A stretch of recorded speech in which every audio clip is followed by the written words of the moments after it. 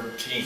Proposition 13 as a senior is really saving me. I bought my house 40 years ago. My taxes were set for 1975. I've been paying on bonds for 40 years. I still work and I pay on the bonds. Somebody that buys a house right now, they hit it at 1%, that's fair. Prop 13. Richard, you want to answer that question? I would love to, since I'm in public education as a community college trustee. First, California's property taxes are actually among the very lowest in the country. 1% is about as low as you get. And talk to folks who live back east who pay several times the amount of property tax. But in exchange for that, they get a lot better funding for education. I mean, the problem in California began with the passage of the original Prop 13 back in 1978. You can trace what has been done to our social spending.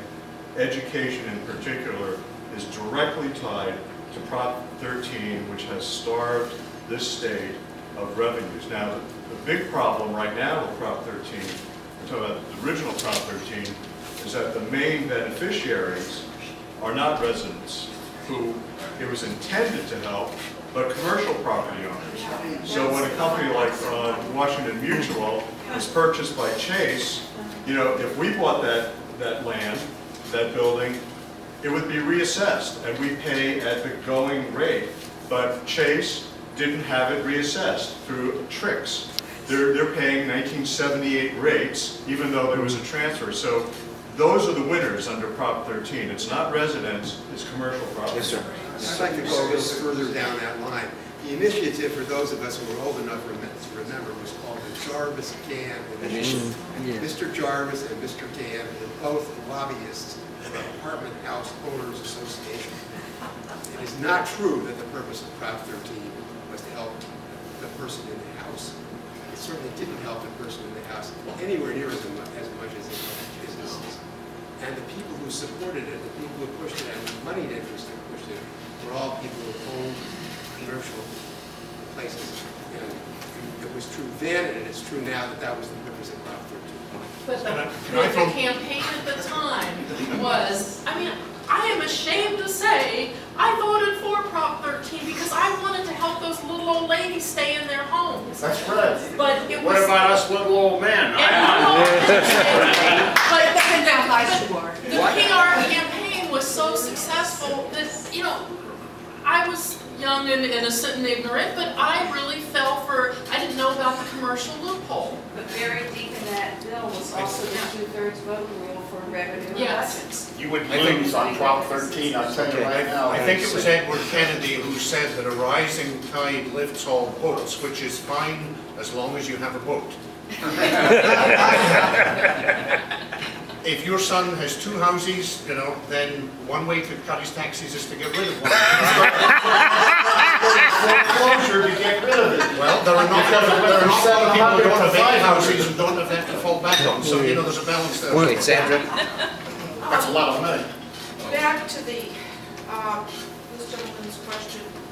It seems as though we have to come back to basics about where do we get our money, and as you said, it comes from corporations and income tax.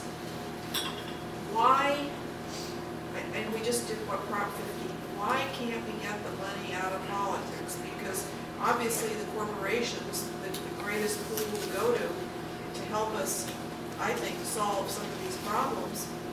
It just, I know why. I mean, because, you know, we have lobbyists and we have a system of government that's, you know, indebted and so forth. But while we dance around this constant question of the 2/3 vote, which I think is important, but I mean, is that really going to solve? I think we should get rid of it.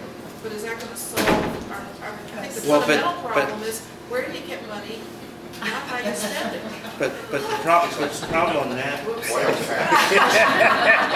the problem on that is that there was an experiment in this last election and it failed. And the experiment was to try and do public financing of a Secretary of State race, and the voters said no. So That was the antidote to 14. What is the total amount of the budget this year? 85 billion. So it hasn't really gone up in the last, what, 2, 3, 4 years? That's right. It's kind of stayed stagnant more or less, right? Yeah. Okay? All right, well, thank you very, very much, and I enjoyed all of it. Hey, thank you so much, Senator Yee.